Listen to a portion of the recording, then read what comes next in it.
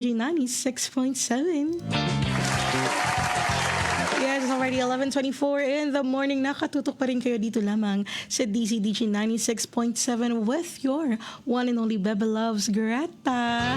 Dito pa rin yan sa programang palaging nagpapaalala sa inyo na kung meron man kayong mga pinagdadaanan, huwag nyo nang tambayan, daanan nyo na lang yan at pag-usapan natin yan dito lamang sa Dibdiba Na. Yes, dibdiba na naman. Isa't kalahating oras na naman nating didibdibin ang mga bagay na nagpapabigat ng inyong mga dibdib. Yung mga nagpapasakit, nagpapasikip ng inyong mga dibdib.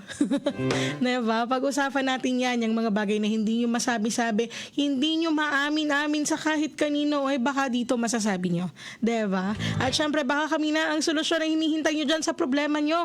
Kaya kung meron man kayong mga stories na gustong ma-feature, gusto nyo mapalagay o mapakwento dito sa dibdiba na pwedeng-pwede nyo i-text sa ating official text line 0929216810.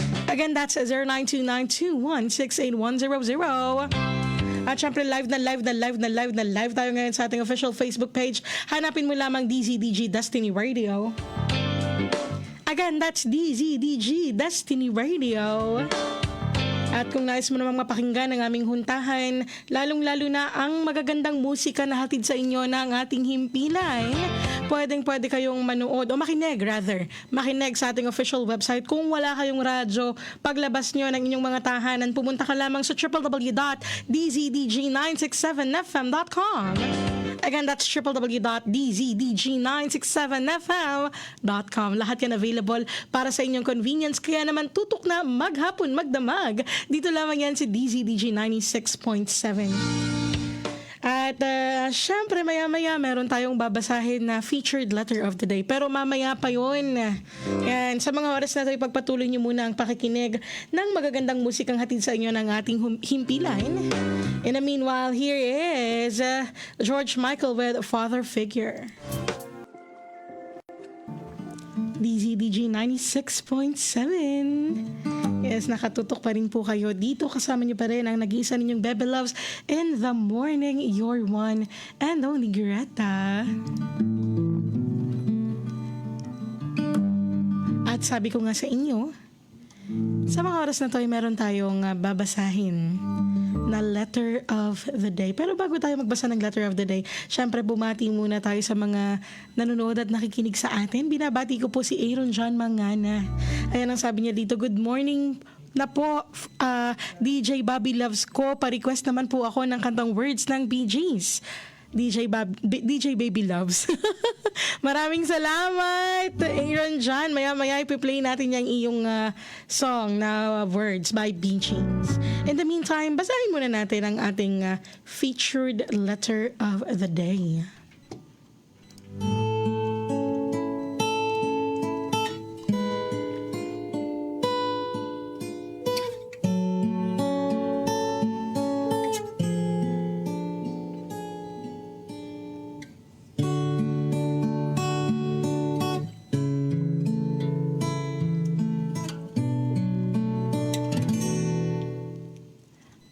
DJ Greta, itago mo na lang po ako sa pangalang Ann. 36 years old, isang engineer at 10 taon ng single.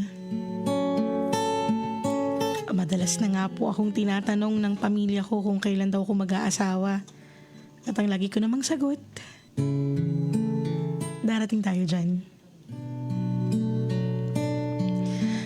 Pero ang totoo, DJ, ayaw ko nang magmahal ulit. Parang ayoko na. Parang mas gusto ko nang tumanda na lang mag-isa at magpakayaman. Simula kasi nang iwan ako ng fiancé ko, hindi ko na alam kung paano na ulit magmahal. Okay, backstory. Me and Theo were college sweethearts. Kablock ko siya sa isang minor subject at doon ko siya unang nakilala. He was actually an architect. Kaya ang sabi nila, perfect match daw. Engineer, architect. Very smooth ang naging relationship namin. Kung mag-away man kami, naayos din namin kaagad. Sobrang compatible din namin sa isa't isa. Pareho kami ng mga pangarap sa buhay. Kaya naman after college, nasa 1 taon pa lang kaming nagtatrabaho, nag-propose na siya agad sa akin at nakaplano na ang lahat para sa amin. Ang wedding namin right after his 26th birthday. But Theo got into an accident and he died on the spot 2 days before his 26th birthday and 5 months before our wedding. Kaya naman noon parang bigla na lang gumuho ang mundo ko. Nawala na lang lahat. Hindi ko alam kung paano at saan magsisimula ulit. Theo was my everything. Akala ko nga siya nang makakasama ko habang buhay. Pero, hindi pala. Kaya DJ, hindi ko na alam kung kaya ko pa bang magmahal muli. Baka naman may mamapayo ka sa akin. Lubos na gumagalang, Ann.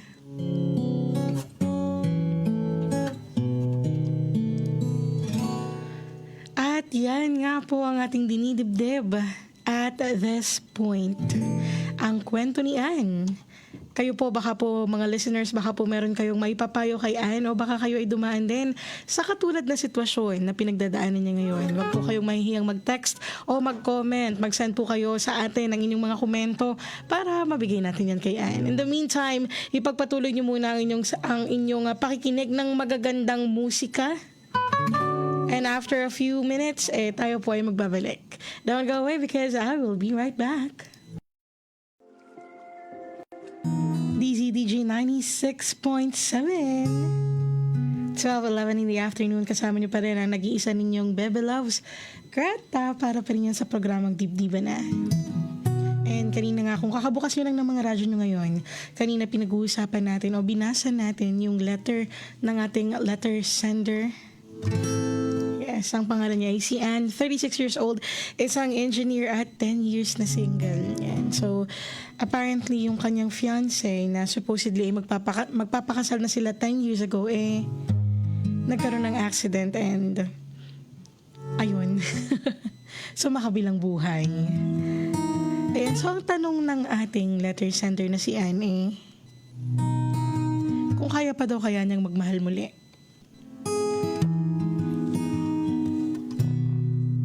Usually, yan yung tinatanong natin sa mga sarili natin, di ba? O sa mga closest friends natin. Kapag dumanas tayo ng isang bonggang napakasakit na heartbreak. Yung tipong, alam mong nabigay mo lahat. Alam mong na-invest mo na lahat ng kaya mong i-invest. Yung tipong alam mo at plinano mo na yung buong buhay mo kasama yung taong yon. Yan yung usual na tanong natin, kaya ko pa bang magmahal? O magmamahal pa ba ako? Baka hindi na. Baka tatanda na lang ako mag-isa.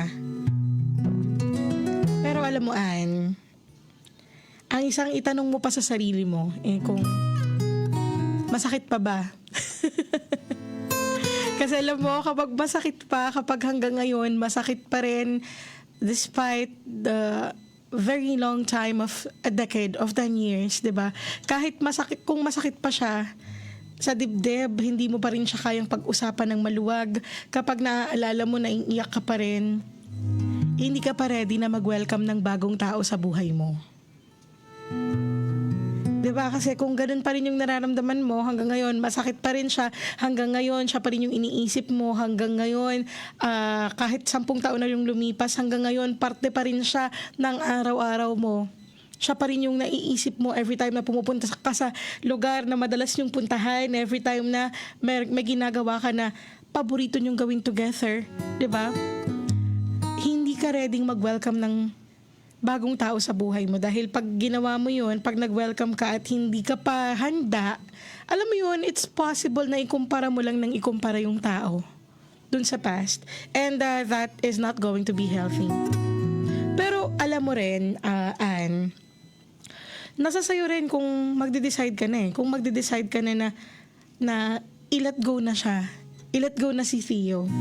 Kasi I think you're still not letting go of him because sabi mo nga, ang dami nagsasabi na perfect match kayo. 'Di ba? So you're still holding on to what is ideal. You're still holding on you're still holding on to him kahit na matagal na siyang wala sa mundo, wala sa piling mo. 'Di ba? So I think kailangan mo na ring i-let go si Theo. Dahil kahit naman anong gawin natin, kahit naman anong gawin mo, hindi na rin talaga mababalik o hindi na rin siya mababalik. So, kung palagay mo, alam mo kasi meron talagang mga tao na binibless ng pagiging single all their life, di ba? Yung sinasabi nga nating mayamang tita na pumupunta kapag reunion, namimigay ng pera, di ba? Merong mga tao na blinas talaga ng ganoon. Pero nasa sayo naman yan if you are going to let yourself be that kind of tita in every reunion, 'di ba? Or if you are going to welcome someone in your life. Kasi I'm pretty sure may mga nag-attempt na rin na manligaw sa'yo, though hindi mo nabanggit doon sa letter. I'm pretty sure meron na baka hindi mo lang pinansin o hindi mo lang napansin o hindi mo lang nabigyan din ng pagkakataon because you're too focused on what happened or on what transpired 10 years ago. But then again, that was 10 years ago, di ba? Parang kailangan na rin nating mag-move forward. Kailangan na rin nating mag-decide to take a step forward. And that decision will come from you. It will not come from anyone else. So, ang tanong kung kaya mo bang magmahal pa ulit, sigurado ako oo. Bakit naman hindi? 'Di ba? Hindi mo pa lang talaga nile-let go yung tao na matagal nang wala sa piling mo. At kailangan mong mag-let go. 'Di ba? Ito nga lagi kong naririnig, 'di ba? Na siguro daw, kaya daw hindi tayo mabless ng ibang blessings pa. It's because our hands are closely tied. 'Di ba? Parang saradong-sarado siya. Dahil meron tayong pilit na hino-hold on. Pilit na tayo nag-hold on to sa isang bagay na hindi na dapat tayo nag-hold on kasi matagal nang wala or hindi na healthy para sa atin. 'Di ba? So let's try to let go of the things that we can no longer have, and eventually yung mga blessings na para sa atin, yung mga tao na dapat dumadating sa buhay natin ay dadating sa buhay natin. Diba? So, let's try to empty out. Kahit nga yung mga computers ngayon Diba? Kahit yung mga cellphone natin, kahit yung mga bagong gadgets natin, o kahit mismo sa bahay natin, kapag yung mga bagay na hindi na useful sa atin, kinikip natin o hinohoard natin, hindi tayo makapaglagay ng bago. Diba? Sa computers, ganyan din. Kapag may mga files tayo na hindi naman na useful, pero hinahayaan lang natin doon, it's taking up space. Therefore, hindi tayo makapaglagay, hindi tayo makapag-save ng bago. Ganon din sa buhay ng tao. If we will not let go of the things na hindi na dapat natin hino-hold on to, hindi talaga dadating sa buhay natin o hindi talaga natin mapapansin yung mga bagay na dapat kinukuha natin o tinatabi natin para sa mga sarili natin. Hindi ba? So, and I think what you should do is slowly let go. Diba? Slowly love yourself more. And then try to entertain people. Try to go out with friends, diba? Anyway, yung edad mo, sabi mo you're already 36. Others might tell you that you're getting old. I think no age will tell you when to reinvent yourself. Diba?